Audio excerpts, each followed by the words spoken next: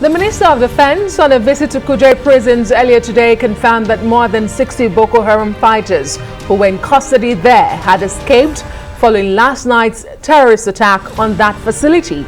Certainly not the first attack of this nature on a prison harboring terrorists in recent history of Nigeria, but this one, to all intents and purposes, carries with it a demoralizing sense of foreboding, coming at a time when the country is only a few months away from critical elections. And President Muhammadu Buhari has responded to this heightened threat in a tweet. A few hours ago, he says, and I quote, "By the attack on the medium security custodial center Kuje, I am disappointed with the intelligence system.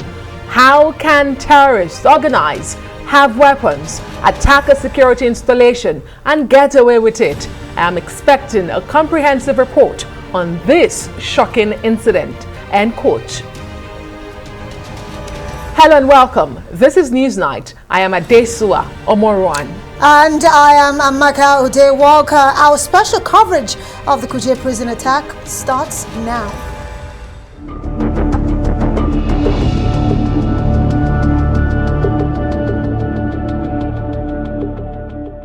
The Nigeria Correctional Center says more than 443 inmates of the medium security custodial center Kuje, Abuja, are still at large following an attack on the facility, where the attack, which was carried out by suspected terrorists, led to the jailbreak of 879 inmates. But as at press time, 443 have been rearrested by security agents after a manhunt was launched. Arise security correspondent Ferdinand Droha tells us more. Rearrested inmates of the medium security custodial center Kuje are returned to the facility. Officials say over 443 are still at large after the attack and jailbreak. Considering the profile of some of these criminals who are terrorists, there is enough reason to worry. A look at the external view reveals the horror of what happened. Burnt vehicles, including buses used to convey suspects to court, and other utility vehicles litter the premises, some still smoking. While none of the officers of the center will speak on camera, we were told tales of how a first wave of attack orchestrated through this hole at the back of the building was foiled by gallant officers. However, the terrorists reinforced and made a bold entrance, blasting through the main gates. The casualties of the attack: a security agent and 4 inmates.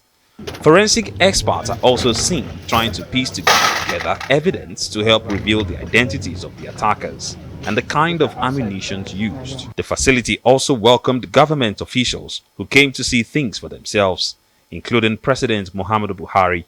He was given a tour to see the destruction firsthand. Some speak to the media. Everything is under control.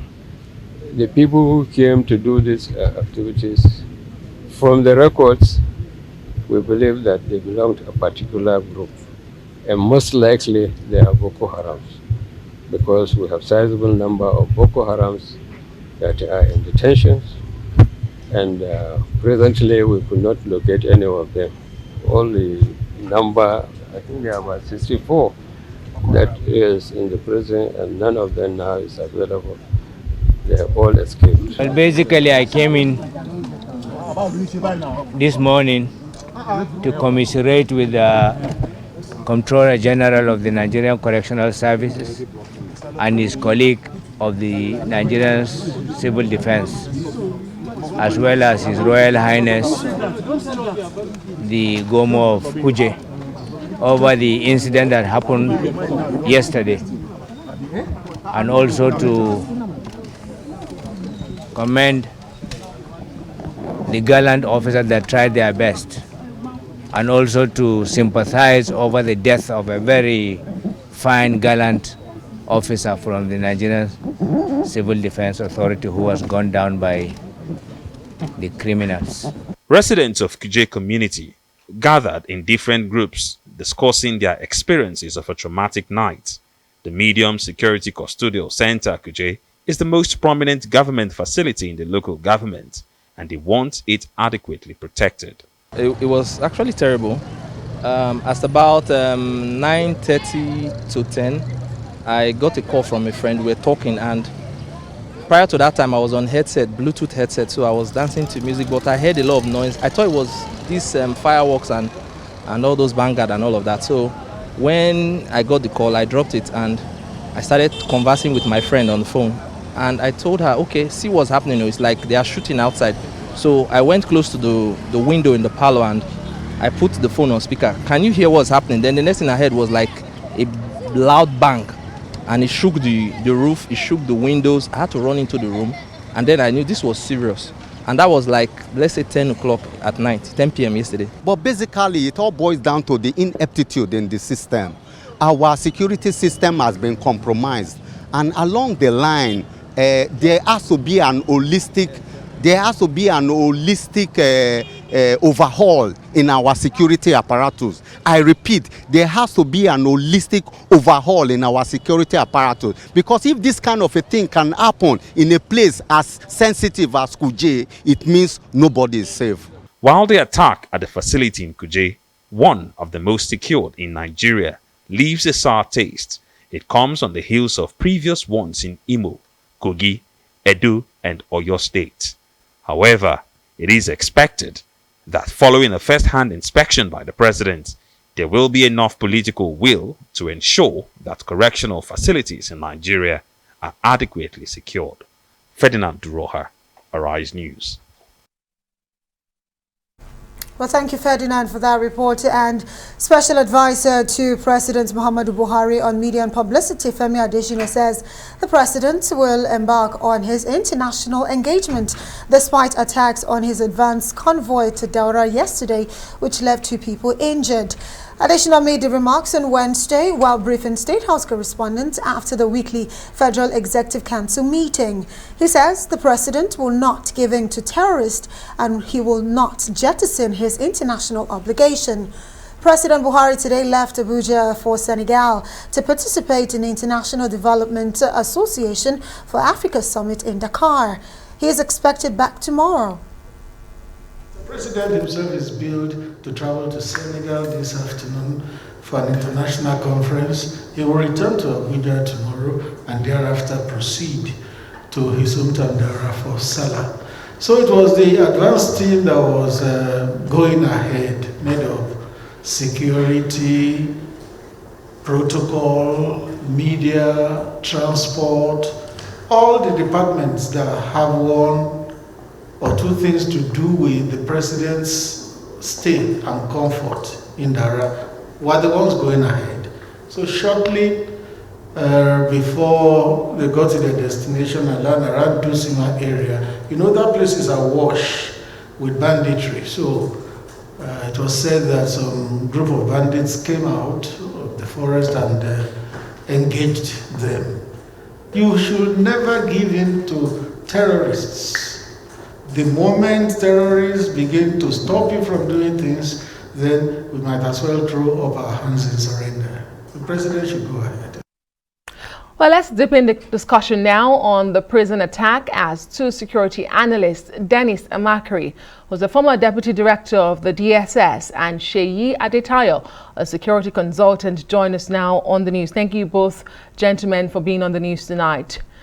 Let me begin with you, Dennis Amachree. From Owerri to Kogi, from Edo to Oyo, and now to Abuja, what is making correctional facilities in Nigeria prone to these attacks? Thank you for having me tonight. And, like you said, right from Owerri to Benue to Kogi, and then even the Kuje prison attacks, all were reported. The intelligence was given to the prison authorities about the imminent attacks. And then apparently nothing was done.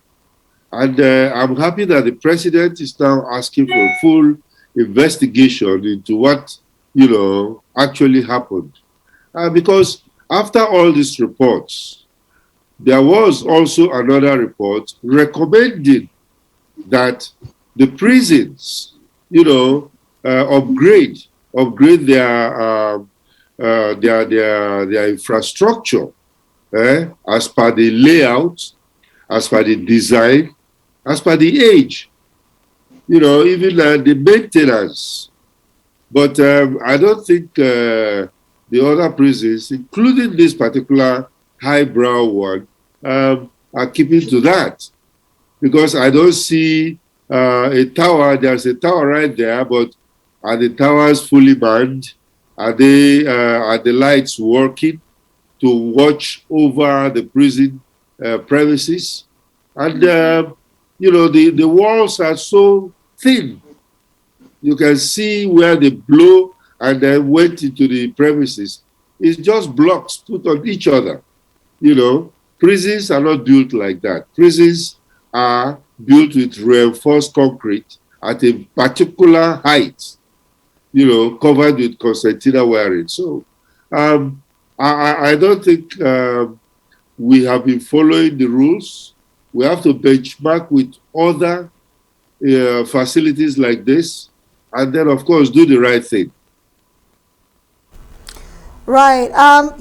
They would say this is a medium correctional facility, and of course, the criteria for the fences are quite different. But we'll have the opportunity to really talk about this much later. But let's talk to Seyi Adetayo right now. Seyi, looking at the fact that not too long ago, University of Abuja saw some sort of attack where some lecturers got kidnapped and all of that, and now Kuje, a correctional facility with close proximity with the Abuja International Airport. And according to the Minister of Defense, he's saying all the Boko Haram terrorists in that facility are nowhere to be found. They're not accounted for. Would you say Boko Haram is getting emboldened by the day?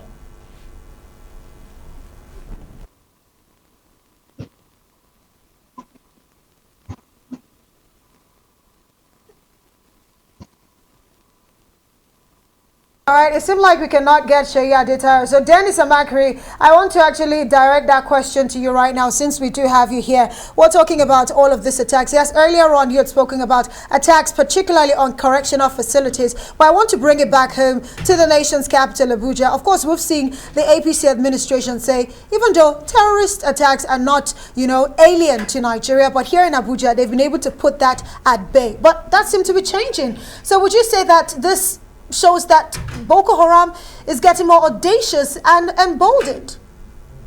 I agree with you that they are emboldened. When you look at it, the whole idea is to run over Abuja. And they are making incursions. In the past, they've gone to bomb the United Nations office. And coming in there and doing this kind of thing. In fact, this particular attack is significant in the sense that I cannot see how they could have successfully, passed through all the checkpoints that we have, come in there, successfully attack and break into the prison, collected their friends and comrades, and then disappear. So I think they're being emboldened, and I think it also shows a bigger capacity because it looks like they have the capacity to do a lot of things. Maybe because of their affiliations with outside terrorists like ISWAP that is operating around the same area. Mr. Amachree, I hate to interrupt you, but we have some news just in. The Islamic State in West African province, otherwise known as ISWAP, has just claimed responsibility for the attack on Kuje prison in the nation's capital, Abuja.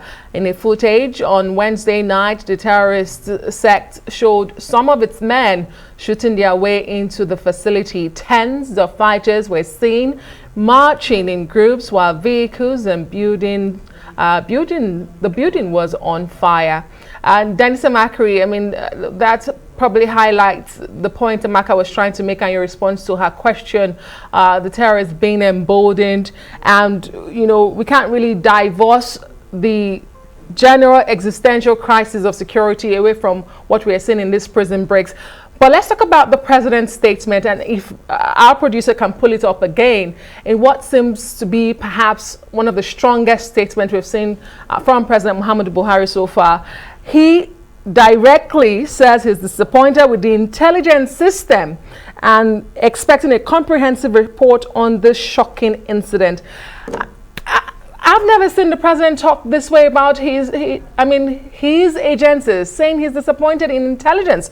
Dennis Amachree, what does this really say about intelligence gathering? These men come prepared and they are unrepelled for hours. They're able to carry out these attacks. What should Mr. President be doing next? I think some people have to be accountable for what has happened. You know, like I mentioned earlier, the intelligence agencies were on top of it. They also gave out that intelligence about the imminent attack. But the prison authorities have played down on this kind of reports. And then, of course, I'm happy that the president is now asking for a full investigation into it to see who dropped the ball. Because these things keep on happening from Owerri to Benin to Kogi, all over, until we're about eight correctional facilities have been attacked, including this one. Right, well, you have just highlighted, your thoughts there. But you know what? This is not the first time Mr. President will give some sort of matching order, because let's not forget, in recent times, he's actually giving major matching orders. Well, Shay joins us again now. Shay, so let me direct this question to you. Do you agree with Dennis Amachree, who's saying, you know what, the president might just come up with some sort of action? Do you expect some sort of shake-up in our military hierarchy? And do you think that some heads will roll after this audacious attack in the nation's capital? You think?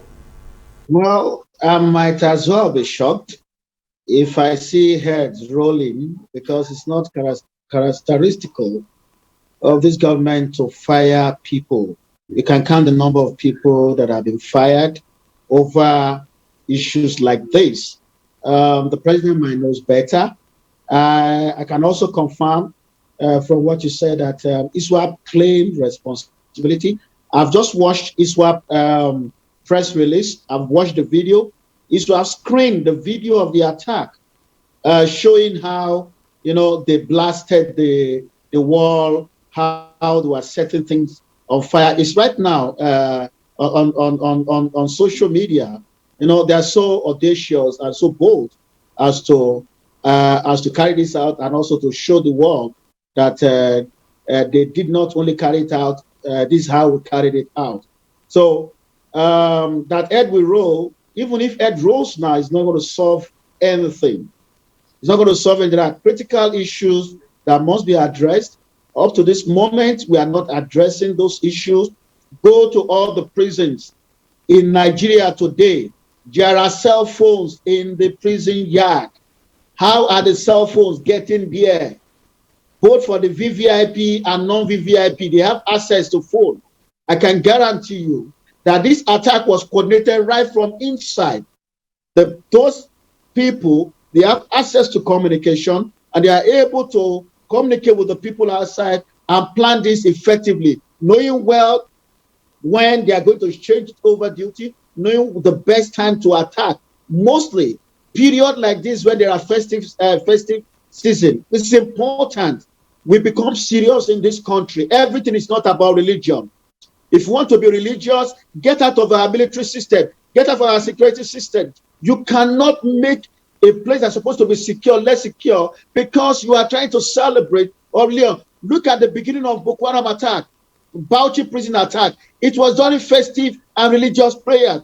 Look at the one in Abacha Barrack. It was during festive and religious festivity. They know that when it is time for religious festivity in Nigeria, it is either half or 1/4 of our security forces will take pass to go and leave that period. By reducing the number of men on ground. Even those on ground, they are so much enmeshed in the festive period that even the people supervising them have gone out to go and shop or buy things for the festival. This is becoming one attack too many. It is following the same pattern. The best time to attack any Nigerian facility is during festive period or prayer time. People who are carrying arms will put their arms down and the place will be less secure. That is one aspect of it. The other aspect of it is that why is it that every time prisons are attacked in Nigeria, we've never read that at a particular point in time, the armed squad of the Nigerian Correctional Service repelled. Aditayo, we seem to have lost connection with you once more, but thank you for your contribution so far. Dennis Amachree, to you. I mean, you listen to Sheyi say certain issues need to be fixed. So how do we make the correctional facilities more secure? I mean, given your own experience, is it just about having enough man on ground to repel these attackers, or building the right fences, as you mentioned earlier? What will make these correctional facilities more secure? Okay, facilities like this are built with crime prevention to protect, criminals from having access. And then you find out that if we are going to secure the place, we have to either remove the location entirely. You can see that the prison is right inside the town, where next door, either there are houses or people, and the streets are right there, I think locations like this should be isolated locations that are, situated in such a way that they are defense in depth.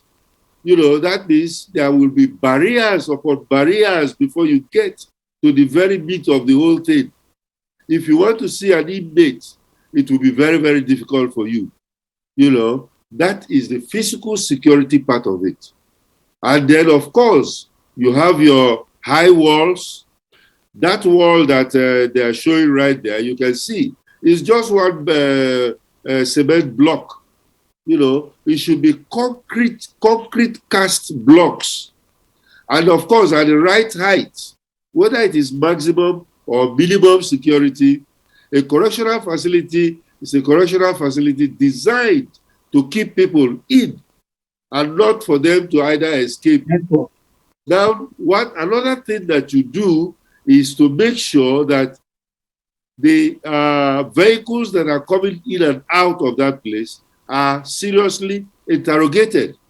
Because, like Sheyi was mentioning here, most of these prisoners have cell phones with which they are communicating from outside, either planning crimes or planning on how to escape or planning on when to know when the security people are at their laziest period. So I think there are a lot of things to do, but it has to be defense in depth, whereby you don't easily reach out to those places.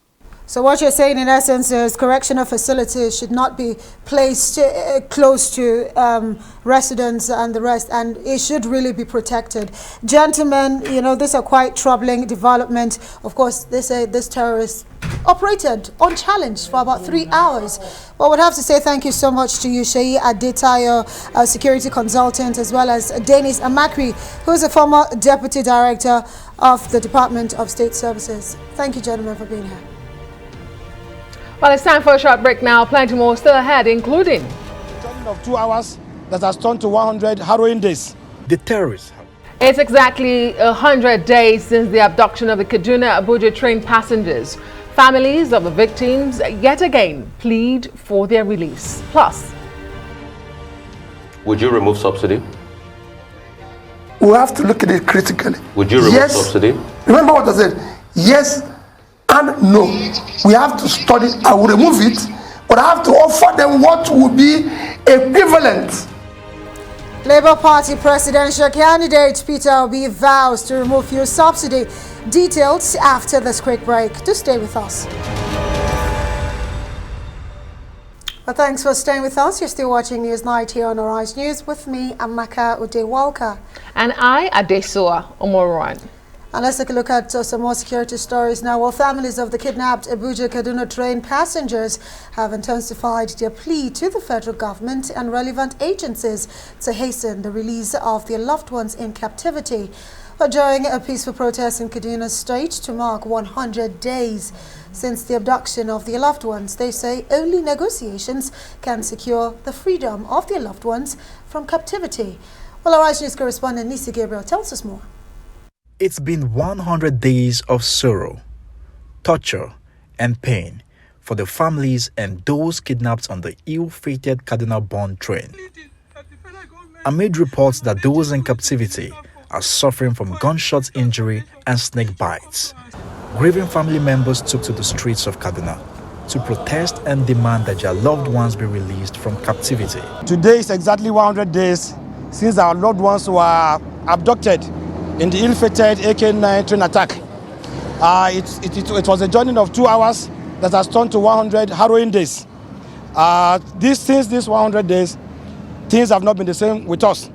One can only imagine what our loved ones have been going through in these last 100 days in the deep forest. You know, the same clothes, no clean water to drink, no medical care. A lot of them are sick.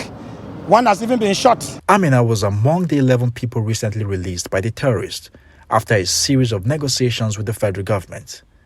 Her experiences are unpleasant, and it's the same or even worse for those still in captivity. I spent 74 days there. To spend 1 second in that place is not easy at all. You don't want it. We will wake up crying. It's not easy. It's not easy. Please. They should help. Some people have lost their sight. Some lose their hands.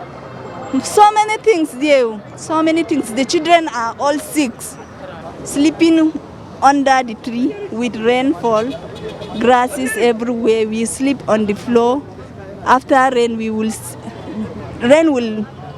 you understand, after the rain, we will still lie down on the floor and sleep. It's not easy. Relatives and friends of the kidnapped train passengers are calling on the federal government to intensify negotiations with the terrorists to secure the release of their loved ones.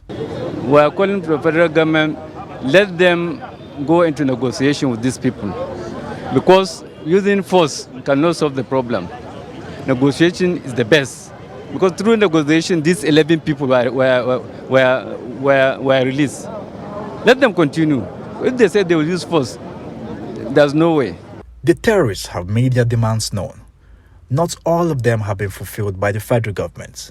For now, 11 of the kidnapped train passengers have been released, with 50 of them still in captivity.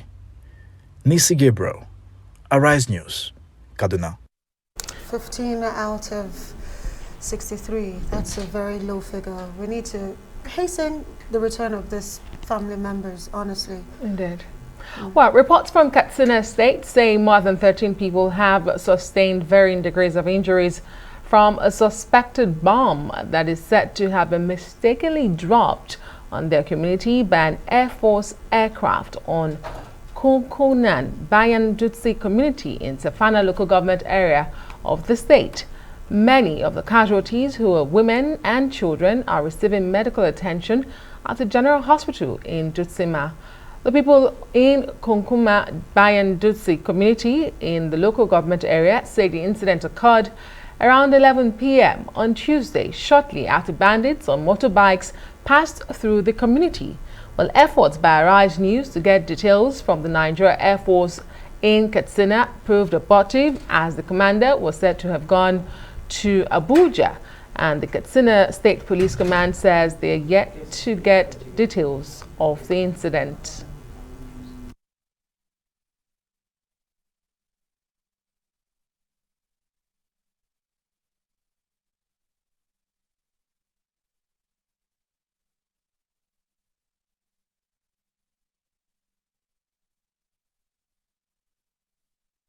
And some news just in and clarification. The Nigeria Air Force says the community affected was harboring insurgents and they were trying to clear the area. And that's the news we're getting, the clarification from the Nigerian Air Force. Absolutely. We're absolutely appreciative of that update. And of course, I do know that our correspondent, Awal Ibrahim, is looking into the story. So we'll get more details to you as soon as they come in. But let's come back here to the nation's capital and let you know that the wait is over as President Muhammadu Buhari today assigned portfolios to 7 new ministers to fill the vacuum left by some members of the federal cabinet who resigned to seek elective office.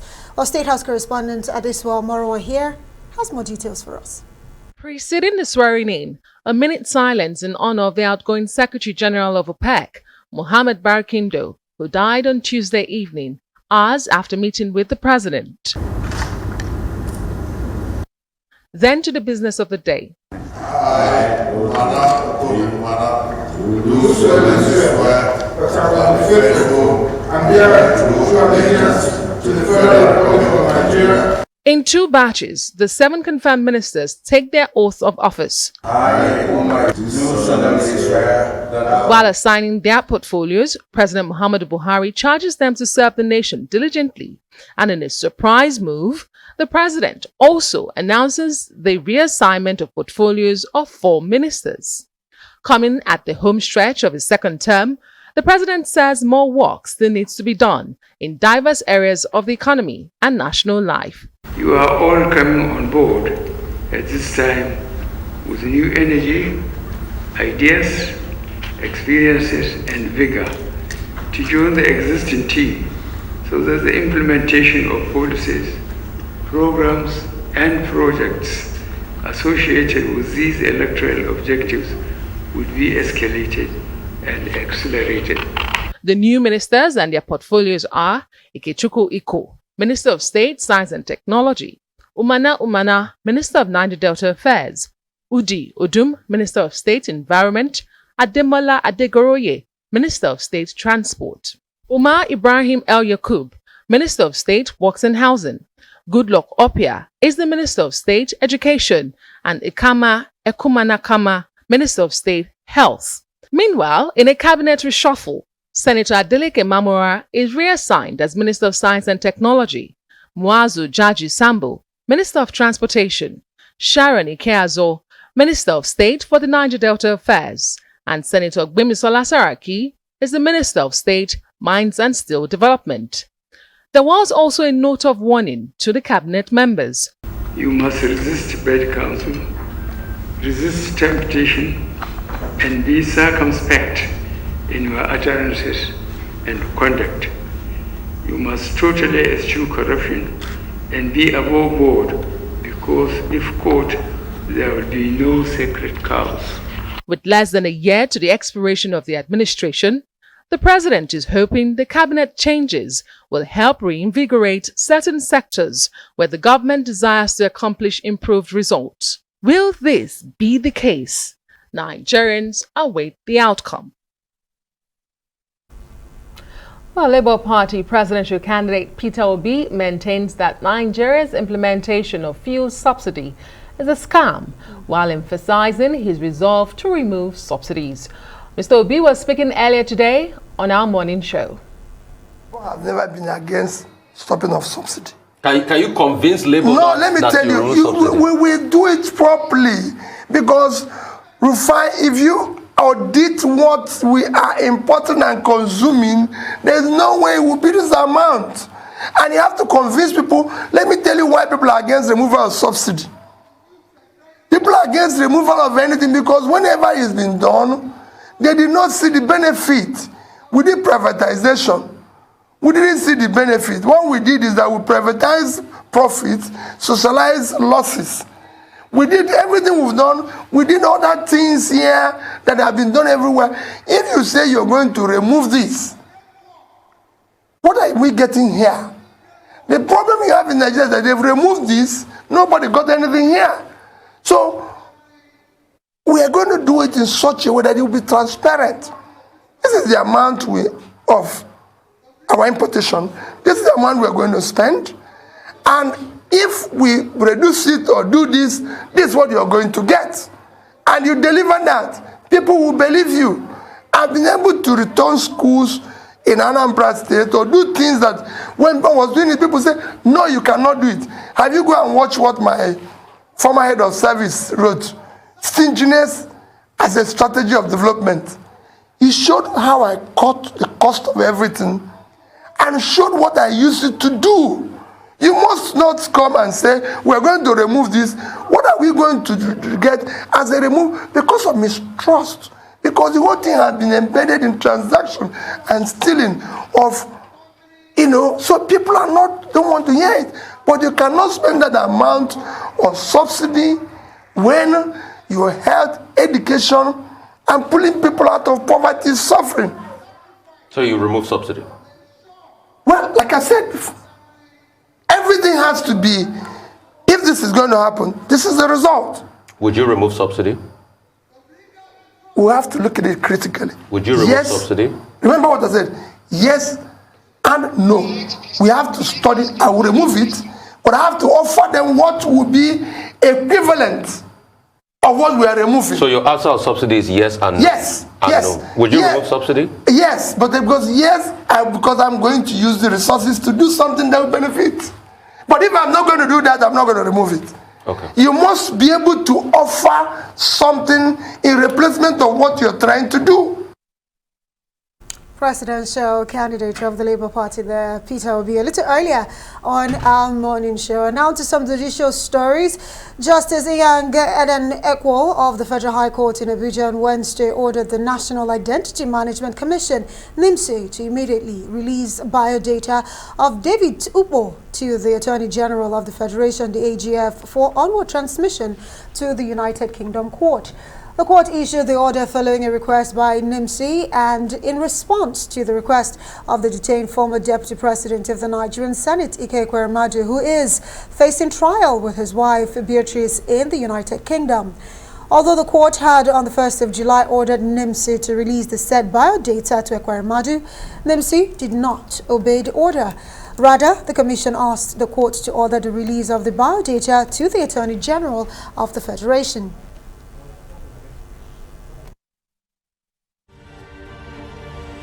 Newsnight returns with more stories after this break. Stay with us. Welcome back. This is Newsnight. In a bid to ensure victory at the July 16th gubernatorial polls in Osun State, southwest Nigeria, the People's Democratic Party's Reconciliatory Committee for Lagos and Osun States has submitted an interim report to the National Working Committee of the party in Abuja. A former gubernatorial candidate of the party in Ondo State and chairman of the committee, Eyitayo Jegede, expresses confidence that the party will emerge victorious in the upcoming poll, following the truce brokered among party stakeholders in the state. We are hopeful that the two parties have agreed that they were going to work together for the interests of the PDP. We were also able to extract commitments from all the sides that the only way to achieve success is if we have a united front. That united front, by the grace of God, is what we have worked on, and we also have recommended that the National Working Committee should also follow up and show more interest in what is happening in Osun State, because Osun State is doable for the PDP. In fact, the majority of the people in Osun State are expecting that come by the days of God, 16th of July, the APC government will exit the government house. Even though there is no election in Lagos, since part of your assignment is Osun and Lagos, I want you to take this opportunity, just like you did Osun, to hit the ground in Lagos. I believe this is the type of expectations we will want our members of various committees that have been settled with various assignments from this NWC. So, once again, thank you very much. And a man with what some would call the toughest job as it stands right now Eita Jagade, the chairman, PDP Reconciliation Committee, joins us now in the studio to really have a conversation. Of course, it's not restricted to Osun State, but also to Lagos State, talking about your committee. But we'll get to Lagos. But let's focus on the fact that your committee was inaugurated barely 8 weeks ago. And so far, going by your reports that you submitted today, at least part one, like you called it, you say you've been able to get the two warring factions to sheath their sword and actually chart a way forward. Do you think that will be enough to really, get the victory in Osun State? Well, I think that is important and it is key. I come into this with a lot of experience because I've gone through it before. I was a candidate in Ondo State, and I know that we had issues, problems, internal problems. And I've always said this, that APC is not capable of defeating PDP. It's only PDP that defeats PDP. So if you are united and focused, and you identify who the adversary is, it is easy to win an election. And in Osun State, it is quite achievable, it is doable, because the people are there and they're ready and they're willing to support the PDP. So I believe that a cohesion of the contending forces and a clear focus can make a lot of difference. Despite the fact that you're going up against an incumbent? Well, there's nothing new about an incumbent. In your state, we had incumbents, and then Governor Sheyi won election. 33 local governments, it was able to rake in 29 local governments. There's this hype about incumbency. Incumbency, yes, it comes with a lot of advantages, but does not mean that an incumbent government cannot be taken out. Yes. It's interesting that you have this view that only PDP can defeat PDP, and you yourself have had a personal experience. Oh yes. So because when you look at the issues in both Osun and Lagos states, they have a common denominator, and that's the primaries that were conducted. Sure. So what does that say about the PDP's internal democracy, and what does it say about the ability of a party to produce leaders? Well, I think it's only when you have a viable party that is capable of winning an election that you have such contention as you have within PDP in Osun and in Lagos. And again, it has to do with our readiness to also accept where there's a defeat and move on with what is left. The truth of it is that the PDP runs a democratic system, and there are also internal mechanisms. That does not stop those who are hurting to ventilate their grievance. And some do ventilate it softly, some ventilate it violently. And in both cases, it has its effect on the party. It is not the fault of the leadership of the party. It has to do also with our readiness to concede and say, look, there's a defeat.